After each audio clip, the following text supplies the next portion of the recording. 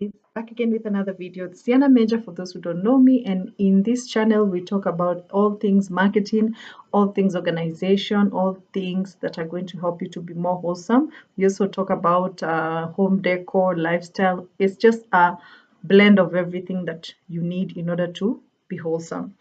So first of all, we start with tea here, and I'm steeping uh, mango and pineapple by Kericho Gold. So if you're in the tea business and you want me to sample your tea, go ahead. And Nairobi weather is very cold right now, and this topic is hot. So let's get into it.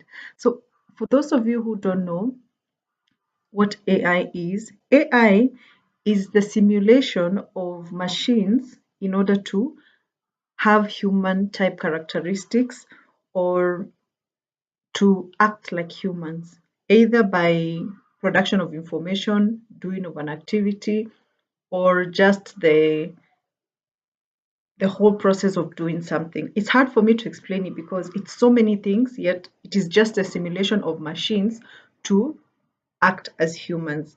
And this term was actually coined in 1950. It's not something that just came the other day. It's only that it was not well talked about. And I remember growing up, there was this robot that we used to dance, Barclays advertisement back in the day. And they would make that robot dance and sing and it would talk. And even though it was animation, that is what in my mind AI is where a machine takes on the personality or the characteristics of a human or does tasks that otherwise humans would do. So AI has now become a big thing, and everywhere you go on Instagram, everywhere you go on TikTok or here on YouTube, there's always someone telling you the new app, use this, use this. And as a business person, sometimes you log in and it overwhelms you and you realize that's the future, but you don't know where to start. And even if you know where to start, by the time you wake up, whatever you knew is now irrelevant, and now there's another one. It started with Chat GTP, and people took it up on a lot, and now there's so many tools. It's so confusing. So I'm going to take a series just like the way I've been doing target marketing with the other videos. You can see them in the videos. You can check the playlist. So this is going to be an AI department whereby we analyze. I do my research on the items, I try some of them, and then I come and give you feedback. So when you're making decisions, so you don't also try so many things and it overwhelms you. So today I'm going to talk about AI from the starting point, which means what careers are at risk for being replaced by this AI technology or the fact that AI is rising. Now, AI has always been around, like I said, and it is the application of it now that is becoming more dominant. Because before it was used in medical treatments whereby there are some surgeries that cannot be done by the human hand, but the robots, they make robots and then they install the centimeters they need to go into the brain with certain needles that human beings are not able to, or it's very sensitive. And because of the precision of that robot, you find that AI has been used mostly in the medical industry as well as military because of risks and stuff like that. And also, I think in design like designs things like graphics design and stuff like that. So it is mostly used to enhance the capability of a human. But now it's coming up as if it wants to replace humans. So you need to know if you're going to be in these careers for your children to make the right decisions, or even for you if you're planning to transition or you're planning to enhance, to put your place in the right place, to put yourself in the right place that you can be able to pick what you need to pick in terms of knowledge for you to be able to advance. So let's get into it. Let me take a sip. It's nice. It tastes more mango than pineapple. So the careers that are at risk because of I have a couple of them here, and I'm going to go straight into them. So the first one is marketing. Now, I'm in marketing, and I know this to be very true because the things which I have learned over years, someone can install them in a machine, and then what I know I've learned over years, someone can instruct a machine or a software to do within a day. So market research is at risk because, first of all, AI can do analytics. things which I need to sit down with a calculator, do Excel sheets. Marketing is at risk because AI tools can do analytics of the information you have. It can also target trends. It can tell trends more than me because for me, I'm looking at the emotional aspect of a customer exposure, but AI can be able to gather so much data within a very short period of time, find things that are common, and then predict like what are the potential trends. As well as another career that is at risk is teachers. And this is in two ways, whereby there are teachers who they give assignments like in college. You tell somebody to write a report about something, people have been going to chat GTP. They just give instructions and then a report comes out within 20 minutes. They just edit so that they don't plagiarize. If you're a student, you know what you've been doing. And then the teachers now are receiving assignments that are very similar, some even are identical, and you cannot fault the student because that was their mind of thinking. So they're also designing anti-chat GTP applications whereby if you do the homework that way or the assignment, the lecturer can actually figure out if you used chat GTP or other AI kind of things, other AI kind of technologies.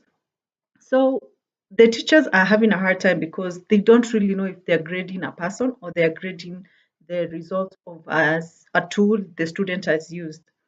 Another thing that is affecting the teachers in terms of AI is that AI can also teach, whereby if somebody wants a certain topic, they will just write it and then it will bring in the main points. So you find also teaching is going to become very hectic because there's a technology that is doing what maybe the plans you are planning maybe to teach somebody within 3 weeks, but they log in, they get all the points in 10 minutes, and your work kind of becomes irrelevant. So teaching at some point is going to be very challenging because the human need for to be a teacher is going to be shifted. So as a teacher, it would be advisable for you to embrace AI and you use it as a way of also engaging with your students, like instead of telling them go read this book, you go tell them go to chat gtp and then find out the points. So when they come, you analyze the points and then you now tell them now go read the book, and then we compare what we got from chat gtp or other applications as compared to what is there in the real book or in the real curriculum.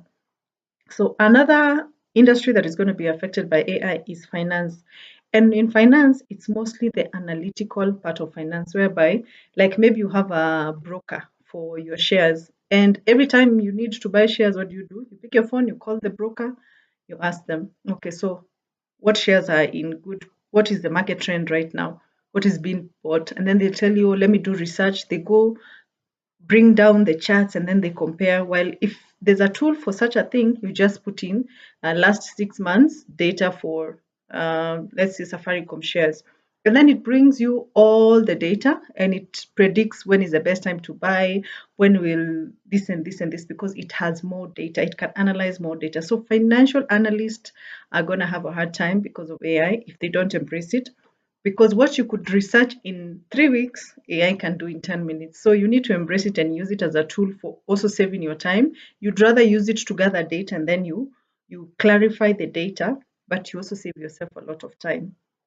And also now, because of that, the customers are also going to have an opinion because they have preview or they have access to information. So that means they will also go do research. So when you're coming to a meeting with somebody, you better be prepared because that person is going to come with more information, even more than they need to know, and they will challenge you. So be open to someone who is also using the tools when they come to you. They're like, I want to invest, and then they have the percentages, and just be ready and embrace the amount of knowledge that person may have gone out to seek and gotten. So that's also something that is going to be affected.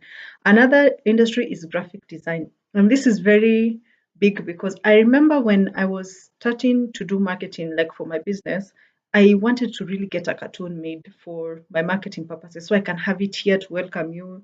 I just love cartoons and I thought it would be so nice to have an animated version of me that just says hi. And with the rise of AI, I am able to make that animation. I'm actually working on making my own. I'll share with you the results once I'm done. It's very complicated, but also very simple at the same time. So people who are caricatures, people who they have been drawing for newspapers, they've been making posters and designing logos. There's a tool now that can do all that within a second and give you so many options because it is internally generating, it moves this axis, things like that. It does Photoshop. So graphic designers, you need to embrace AI. Number one, to save you time. Number two, to give your customers variety, because your customers will go experiment there, and then chances are they will bring you to edify. Like they've gone made a logo, and then they come tell you, now I've already made this logo. Can you fix it up so that I have a unique logo? But customers are going to come to you now with in Swahili we say nataka kama hii. I want like this one. So be ready as a graphic designer to be challenged, and don't take it to heart. Just go with the trends. Every day learn about a new tool. Be here on YouTube, learn about what is growing, have conversations with your fellow graphic designers, and find out what tools are being used. Because I remember when Canva and Chipmonkey came into the market, especially Kenya, when we discovered it, we didn't need people to make posters for us like before. So now, like for me, I do most of my editing with Canva. I go online, I ask for templates, and then I just adjust the text. But now, before Canva came, hey, we had to depend on somebody. Someone had to do your poster, and you didn't have the option to complain because you didn't know what was out there. So graphic designers embrace AI and use it to save yourself time and to give your customers variety. Now, another industry that is going to be very affected is customer care. And I've noticed this with financial institutions, especially, they are creating this. There's something called a chat box. This is a software or a robot that responds to customers' inquiries without. It's universal. It gives you option. Like for example, a company like Zimele, the investment company, their WhatsApp has a chat box whereby when you say hi, it has preset messages. It brings it up and then it tells you, do you want to find out about money market fund, or do you want to find about pension? When you choose the first one, number one, it brings more data. If you want to go back, you click number zero, it takes you back to the initial chat. So those are chat box. These are softwares or tools that have been put to help customers get information faster. So there's no one there on the other side typing, and some even you can call in and talk to an operator, and then it tells you, click one, say hey, and then all that. So if you're in the customer care industry, or you offer customer care services to a certain businesses, it will be wise for you to embrace these tools whereby the chat or the SMSs can be delegated to chat box, and then the conversations, people actually have those conversations that are very necessary. Or alternatively, just create templates that can be used to communicate, to save customers time and also to communicate the right information. Because with having customer care agents, sometimes it depends with the person's mood, it depends with the person's understanding of the company information. But if it's a chat box that already has a software installed, it will never change its mind. If you need to go to step one, two, three to have a query solved, it will always be that. So another industry is creators. Now, these are people who are like technical writers and people who are journalists, as well as people who write advertisements. And it's really affecting them because now, before we used to write advertisement based on emotion. It was trial and error, whereby you want to sell cooking oil, you bring a family or you bring a couple, and you're trying. If it works out, you know, okay, this is what works. And then different seasons would bring different results. But now these tools, they are specifically just analyzing data. They do not have any creativity. For them, it is data. It is the data that works. So at some point, you'll find mostly all the adverts at some point will start to look alike, because if everyone is going to the AI to generate these advertisements, this writing data, at some point things will all look similar. So we'll still need people at the end of AI to undo what AI has done. But right now, because we are moving towards AI, it is good for you to know how to use the tools, either to improve what AI can do. Like if AI can write a certain article in a certain way, you find ways to make that article emotive. You add words that are going to bring emotions, words that are going to bring that form of calmness to a conversation. So if you are in the creative business, even with me like YouTube, I at some point have to get into AI to find out how do I add thumbnails, how do I even make myself into an animation so that it's easier for us to have conversations with people who like creative work, because and also to generate topics and also to have conversations with you. So Creatives embrace AI. It is not coming to replace your creativity or spice. It is coming to make work easier, but that is only if you embrace it from that perspective. Another department that is going to be affected or industry is the legal industry, because AI mostly gathers data and then makes an analysis or a prediction. So imagine you're a law student, you've gone to school all those years to learn about the constitution, to master it, and then there's this software that has come in that already has the the constitution installed from the beginning to the end. So when a customer comes or a client comes and they ask references to divorce, it is going to bring all the potential, what is it called, section A. It will quote the constitution directly and say, how is this going to improve this? It will give the client so many options. So even when customers and clients are coming to you as a lawyer, just know that they're going to have tried those AI. They will have their own ideas on how to do it. So it's going to be very cumbersome, especially if you're attached to doing things a certain way. So these tools are coming to help us to open up. They can either come and challenge you and put you out of business, or they can come and then they help you to make your work more efficient, to increase scope, to give your customers variety, to also add in your own creativity. And AI is not going to stop. Tools are coming out every day, and some of these tools are not very well made. They're just experimental. Some of them are coming to harvest your data. So, as an organization, just don't take up any AI and then you find yourself, like for example, in the case of the lawyer, you just buy a tool online or you download and then you put all your information, and then it is gathering personal information and then there's a scandal. Or if you're in customer care, people are being called, they're being given advertisements that you did not sanction on. So you need to be able to realize that AI is a tool and it is up to you how you use it. You can use it for distraction or you can use it for the well-being of your business. And just I would just suggest you be open-minded and do what you're doing, but add the spices. So how are you using AI? For the students, I know they really love ChatGTP. The homework aspect of doing assignments has just gone out the window and the teachers are frustrated. So how are you using AI?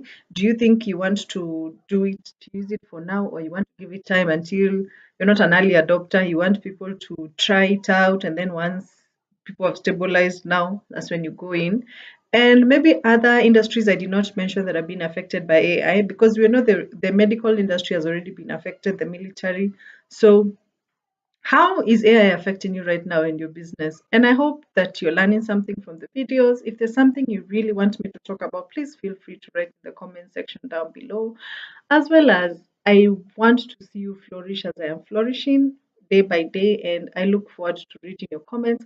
Subscribe and share with someone who needs this information. And also, if you have students who are about to choose careers, please do research with them on what careers are AI proof, or AI can help them understand and learn every day and just keep improving. We'll all figure these things out at the end of the day. So I wish you a good day and take care of yourself. Bye for now.